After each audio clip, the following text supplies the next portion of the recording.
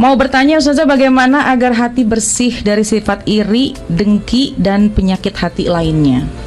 Iya, ini memang perkara yang perjuangannya seumur hidup ya, menjaga hati ini perkara yang kata Allah Subhanahu wa taala mendatangkan aflah. Qad aflaha man zakkaha wa qad khaba man dasaha. Nah, jaga hati ini sesuatu hal yang harus dipelajari seumur hidup begitu kan ya. Tapi yang pasti mendekatlah kepada Allah Subhanahu wa taala dan belajarlah untuk bisa melihat apapun sebagai penggeraknya itu Allah gitu, sumbernya dari Allah. Jadi kan penyakit-penyakit hati seperti iri, dengki itu kan karena melihat orang lain mendapatkan kenikmatan, kesenangan yang kita pikir lebih daripada kita. Selagi kamu melihatnya sebagai dia punya ini, dia punya itu, dia cantik, dia kaya, dia disayang suami, dia hidupnya lebih beruntung dan lain sebagainya, maka selagi kamu masih melihatnya dia dengan D kecil ya, makhluk gitu maksudnya, dia punya ini punya itu, ya akan terus datang perasaan-perasaan seperti itu.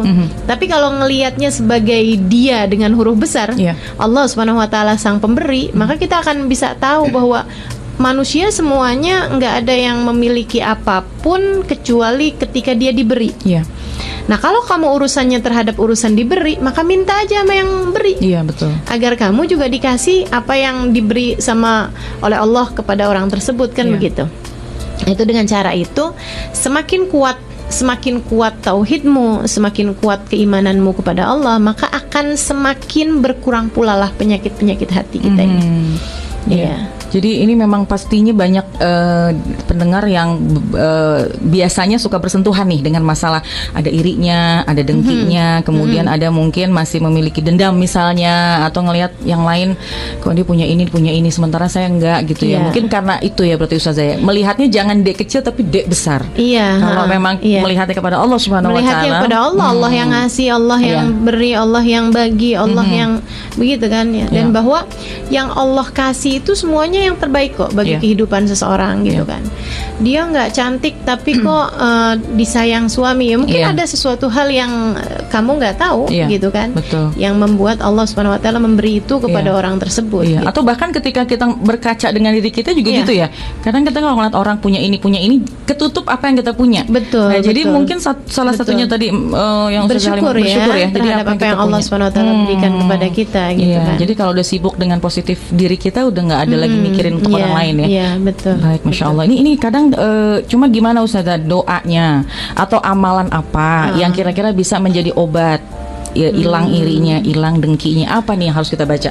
Kalau yang selama ini saya bisa rasakan mungkin salah satunya adalah sholawat ya.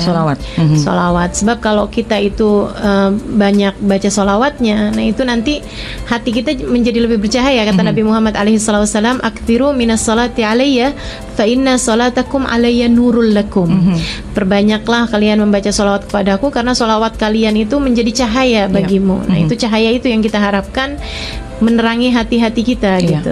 Itu mungkin salah satu dari amalan yang bisa kita coba untuk bisa membaguskan hati kita juga adalah dengan kita mendekat kepada Nabi Muhammad SAW, salah satunya dengan cahaya. Masya Allah, dengan sholawat. Betul, ini sempurna banget ya Ustazah menyampaikan bahwa pokoknya positif, melihatnya kepada Allah, jadi lebih lega hatinya, dan obatnya diantaranya sholawat tadi ya. Ini sempurna banget nih, mudah-mudahan hidup kita jadi jauh dari penyakit-penyakit hati ya.